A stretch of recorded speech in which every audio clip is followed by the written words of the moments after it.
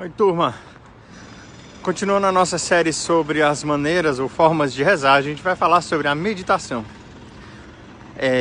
São João da Cruz, Santa Teresa, os mestres carmelitas em especial dividem, né, o próprio Frei Maria Eugênio, Beato Maria Eugênio também fala disso, dividem a vida de oração em duas grandes e principais etapas, que é a meditação e a contemplação. Uma fase mais ativa e uma fase mais passiva. Então, a gente vai falar um pouquinho sobre essa primeira fase, sobre a fase mais ativa. A meditação, quando a gente toma um tema na nossa oração pessoal, silenciosa, parada com Deus, como eu falei no vídeo passado dessa série, a gente vai tomar um objeto. O que acontece muito dentro da comunidade é que a gente vai tomar normalmente o objeto da Lexio Divina, aquilo que a gente acabou de rezar na nossa Lexio Divina do dia, e vai refletir, pensar, rezar e pedir ao Senhor que aquilo encontre eco na nossa vida.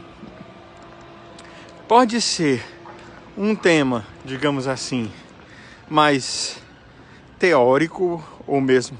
Eu sou muito pragmático, mas nesse sentido teórico que eu quero dizer é assim, sobre a virtude da temperança. O que é a virtude da temperança? Quais são os benefícios da temperança? Como viver a temperança? E nesse tempo, pedindo ao Senhor a graça, que o Senhor nos inspire, pelo Espírito Santo, a graça de viver essa virtude. E como viver essa virtude durante o nosso dia. A meditação ela é profundamente ativa. Porque eu estou ali dizendo assim, Jesus, hoje, é sobre isso que eu quero viver. E então essa é uma forma de meditação. Uma outra forma de meditação, ela não tem um objetivo específico. Por exemplo, eu não quero necessariamente obter a temperança, digamos assim. Como eu falei, a gente precisa deixar um pouco o Senhor livre. Mas isso não significa que a gente não possa trazer temas para a nossa oração. E aí, o que é o tema que eu quero dizer? Por exemplo,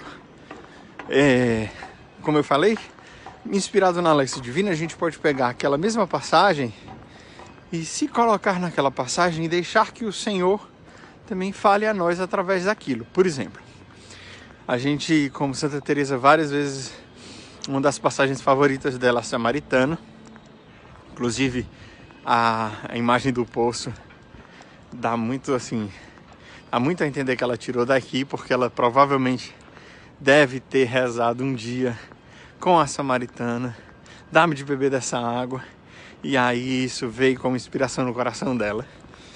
Ainda vou falar sobre a comparação da água do poço, mas parar diante de Jesus e estar com Ele, ver como Jesus reage, ver como Jesus responde, entender aquilo que Jesus está querendo dizer, e aquilo, né, encontrar-se com Jesus vai trazer um impacto no nosso coração necessariamente. Então, quando a gente fala, por exemplo, Santa Teresa fala outro momento, se você está se sentindo muito pecador, se você está se sentindo muito indigno de estar na presença de Deus, pense, tente meditar sobre Jesus rezando sozinho no Getsemane. Porque ali ela diz assim, olha, Jesus não vai rejeitar a sua presença, por mais pecador que você seja, porque os mais queridos dele, os amigos dele estão dormindo, então qualquer um que fica ali com ele, ele vai aceitar. E aí você fica ali com Jesus, né? Jesus, eu tô aqui contigo, Jesus, não sofre sozinho, né? Deixa eu sofrer contigo, vem sofrer comigo. E ali você tá unindo o seu coração ao dor e o sofrimento de Jesus, que diz claramente, o Espírito está pronto, mas a minha carne é fraca. Dizer, Jesus, vamos lá, tu sabe também da minha carne fraca, vamos se ajudar aqui, né? Eu fico aqui contigo meditando 1 hora enquanto você reza, e eu peço, Jesus, fica comigo também na minha carne. Então, tá vendo? Simplesmente a imagem de Jesus, só a imagem de Jesus naquela situação, já gera uma oração no seu coração. A meditação, ela é necessariamente ativa. E aí você diz, não, mas agora eu já não preciso mais, eu já estou numa outra fase. Mesmo as pessoas que já estão na fase da contemplação, mesmo as pessoas nas quintas, sextas, sétimas moradas, precisam de vez em quando voltar aqui, porque é um exercício de vontade, né? Eu não canso de dizer, é um exercício de vontade. Então, se você vai precisar sempre na sua vida exercitar e fortalecer a sua vontade, botar a sua vontade para trabalhar.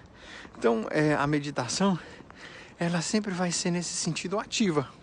Dizer, não, eu quero estar aqui, eu penso, eu me exerço, eu me exercito, eu faço força, né? Eu canto, eu rezo, eu falo, eu escrevo, né? Para estar com Jesus. E aí a minha hora vai passar em eu fazendo esforço. Aí Santa Teresa vai falar da diferença do gosto da consolação, que não convém muito aqui explicar e entrar no detalhe, mas ela vai falar o seguinte, que é quando você se esforça para rezar e aí faz força, aí pensa, aí medita, e aí você acaba chorando. E aquelas lágrimas trazem consolo ao seu coração e ao coração de Jesus. Né? Ela vai falar que aquelas águas vão regar a virtude na nossa vida. E o outro, simplesmente você está lá e Deus faz as lágrimas jorrarem. A questão não é chorar ou não chorar, mas é aquilo causar algo dentro de você. Então você, por exemplo, meditar em Jesus crucificado, ou mesmo rezar com Nossa Senhora grávida, né? Semana que vem começa o Advento. E aí você rezar com o menino Jesus, com o bebê. E aquilo aquecer o seu coração e dizer, meu Deus, tão enorme, tão infinito, se faz um bebê tão vulnerável. E aí você vai entrando, cavando, deixando o Espírito te inspirar. E aquilo vai aquecendo o seu coração. Isso é uma forma válida de oração. Isso não é falsidade, nem é, entre aspas, forçar a barra, não. Você precisa acostumar o seu coração, forçar o seu coração a querer e a gostar das coisas de Deus. E deixar que essas coisas de Deus encontrem espaço, lugar, preencham o seu coração.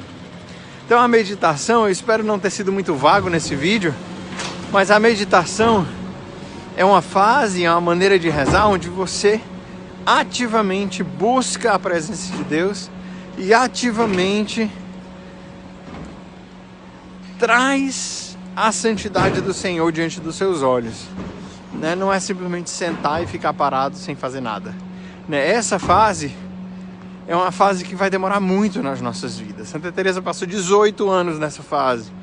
Então, se você entrou na comunidade, se você não tem uma vida de oração ainda muito profunda ou muito longa, você está nessa fase e você precisa exercitar isso, tá certo? Deus abençoe. Shalom.